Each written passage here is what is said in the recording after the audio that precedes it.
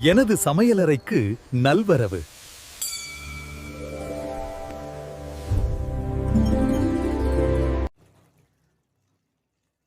Hello friends, welcome to my kitchen.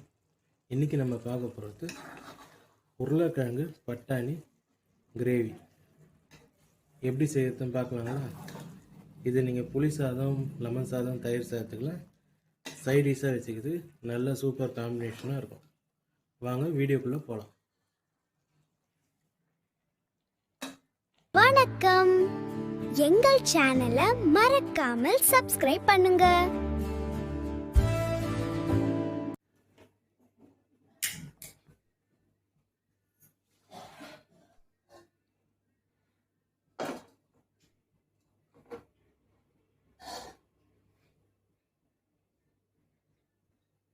பாத்திரம் சூடாகிடுச்சு, எண்ணெயை சேர்த்துக்கலாம்.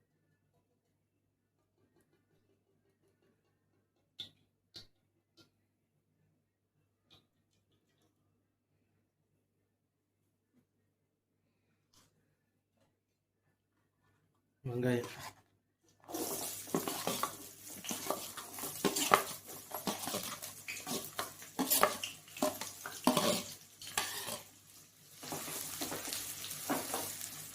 நல்லா கோல்டன் ப்ரௌன் ஆகிற வரையும் நல்லா வதக்கிங்க.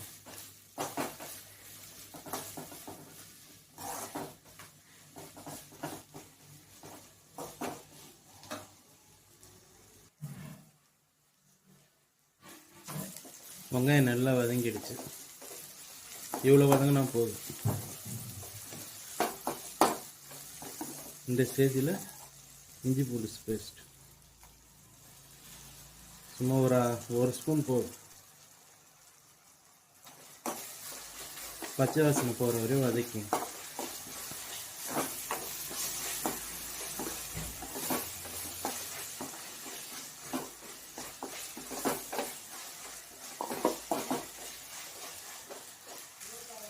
இஞ்சி பூண்டு நல்லா வதங்கிடுச்சு. இந்த ஸ்டேஜில்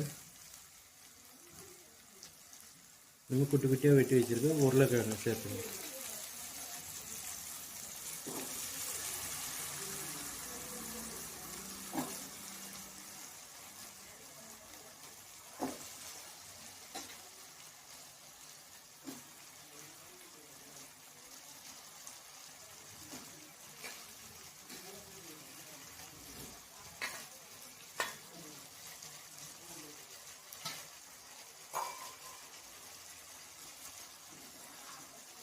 பட்டாணி,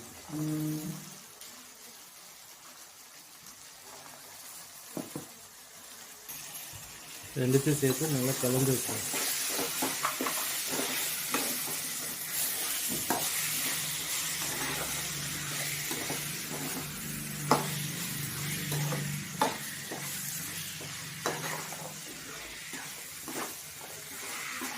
ஒரு 2 நிமிஷம் இப்படியே கொஞ்சம் இந்த ஆவிலே வேகட்டும். இது எண்ணெய் சூட்டுலேயே இந்த உருளைக்கிழங்கு ஒரு 2 நிமிஷம் இப்போ நல்லா வதங்கிடுச்சு. பார்த்தீங்கன்னா தெரியல, உருளைக்கிழங்கு நல்லா கலர் மாறிடுச்சு. இந்த ஸ்டேஜில் தக்காளி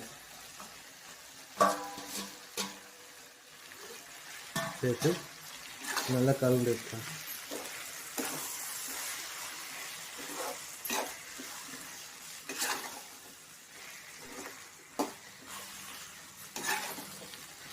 கலந்து விட்டுட்டு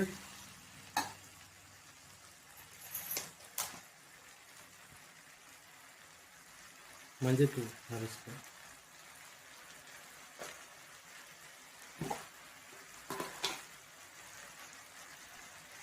மிளகாத்தூள் 2 ஸ்பூன்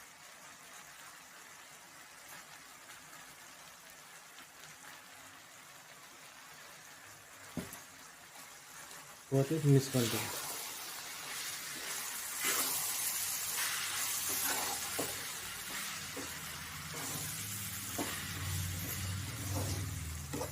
மிளகாத்தூள் போட்டோன்னே எனக்கு தண்ணி ஊற்றிக்காதீங்க. மிளகாத்தூள் இனிமேல் ஒரு பரட்டு விட்டுட்டிங்கன்னா அந்த எண்ணெயில் அது ஸ்மெல்லு கொஞ்சம் இதுவாகிடும்.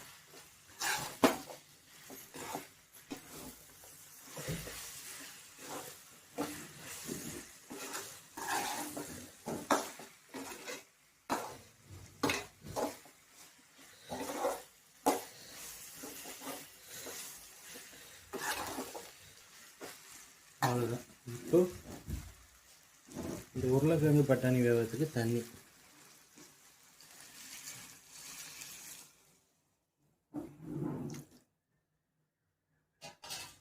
சேர்த்து ஒரு கலரி விட்டு இதை அப்படியே மூடி வச்சிருங்க.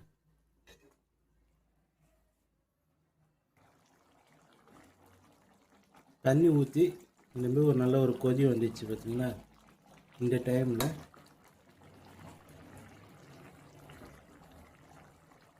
மசாலாவுக்கு தேவையான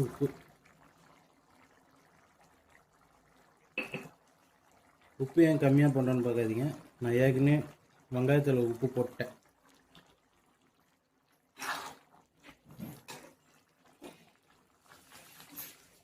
திருப்பி ஒரு கலரி விட்டு மூடி வச்சிருங்க. பார்த்தீங்கன்னா நம்ம ஊற்றின தண்ணியெல்லாம் நல்லா சுண்டிடுச்சு. உருளைக்கிழங்கு நல்லா வெந்துடுச்சு.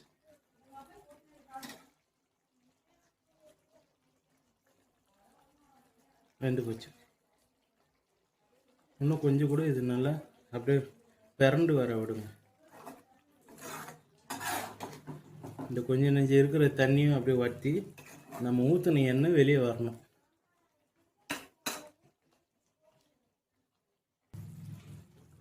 பார்த்தீங்கன்னா இப்போ உருளைக்கிழங்கு இப்போ நல்லா வெந்து ரெடி ஆயிடுச்சு. மசாலா மேலே பாருங்க ஃபுல்லாக எண்ணெய் பிரிஞ்சு வர ஆரம்பிச்சிச்சு பார்த்தீங்கன்னா. அவ்வளோதான். இந்த ஸ்டேஜில்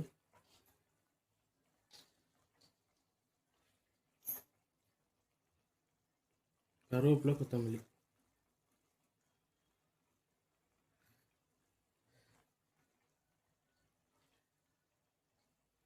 சேர்த்து கலர் விட்டுருங்க.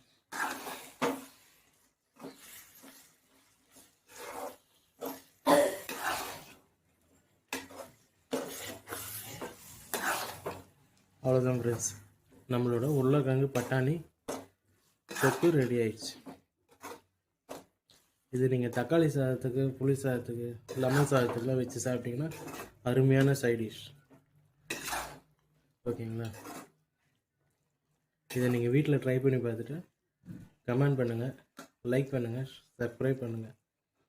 மறக்காமல் கமெண்ட் பண்ணிவிடுங்க. நாங்கள் என்ன தப்பு பண்ணியிருந்தாலும் சொல்லுங்கள், நாங்கள் சரி பண்ணிக்கிறோம். Okay friends, thank you.